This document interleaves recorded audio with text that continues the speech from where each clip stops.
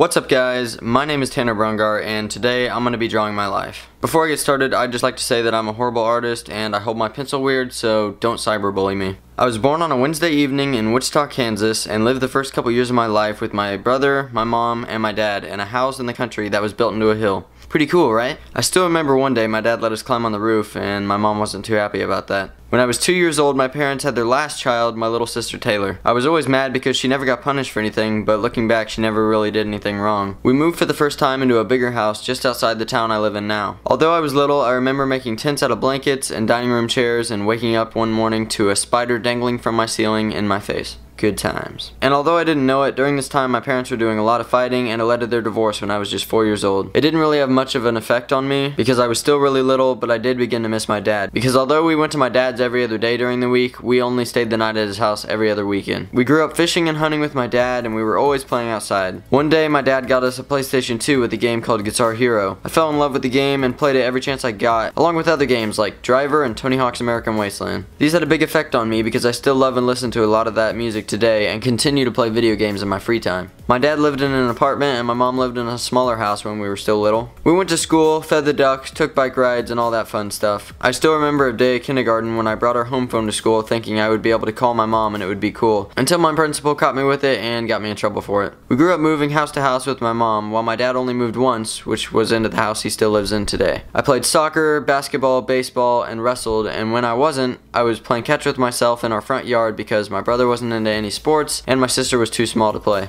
I had no worries at all, and I can hardly think of any times I was sad or mad. But I was always horribly afraid of the dark and slept in my mom's room every chance I got as a kid. If she locked the door, then I would take a credit card out of her purse and slide it through the door to unlock it. I was also a very picky eater, never finishing my meals and eating junk food all the time, but I never gained any weight. Just like today, except now I eat all the time. My dad remained single for the most part, but my mom had a few boyfriends, one of which proposed to her when I was 6 years old. I felt something was wrong with this guy and hated him with all my heart. Thankfully, she realized it too, broke up with him, and sent him packing on Halloween night. I still remember how happy I was that night. When I turned 7 years old, I got my first surgery since I was a really little kid.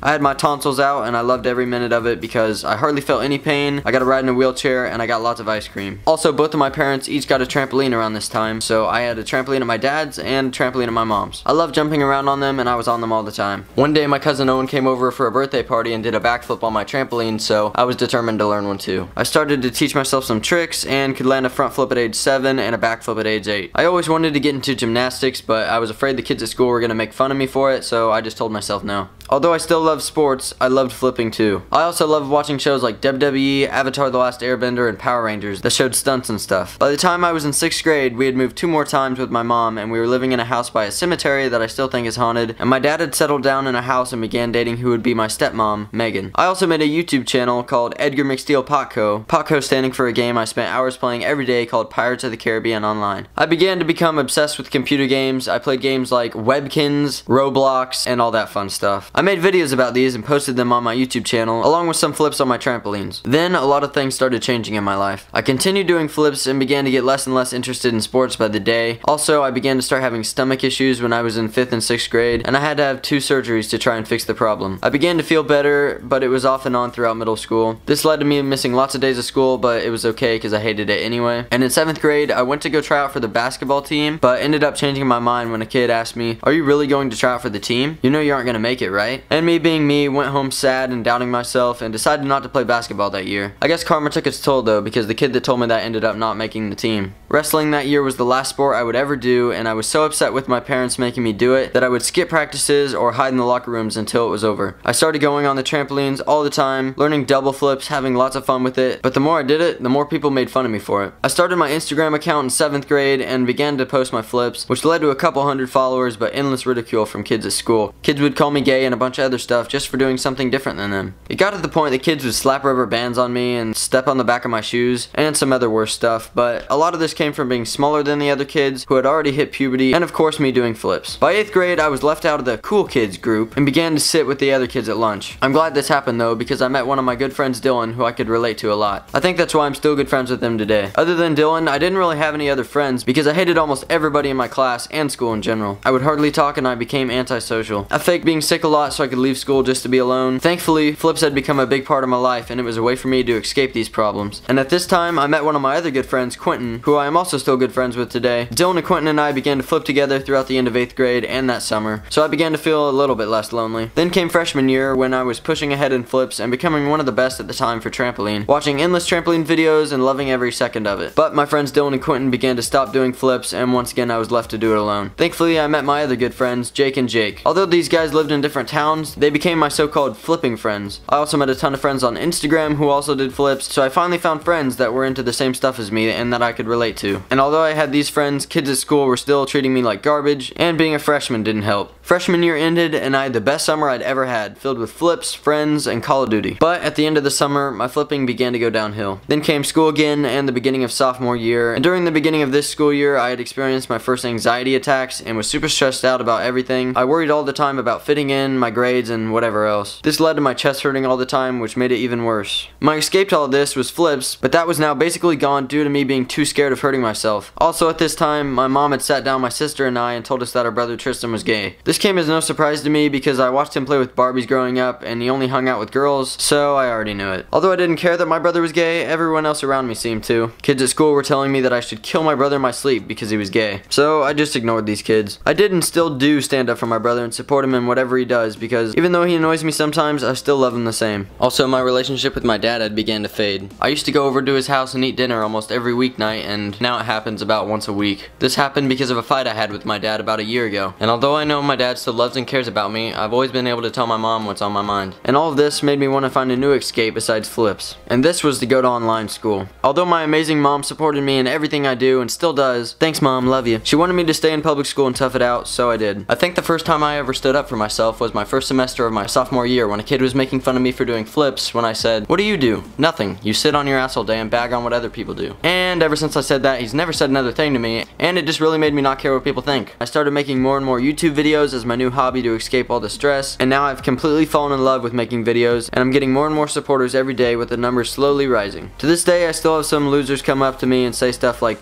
"Let's go do some flips on our trampolines." But it doesn't really get to me because I know if they're watching my videos, they're just giving me views.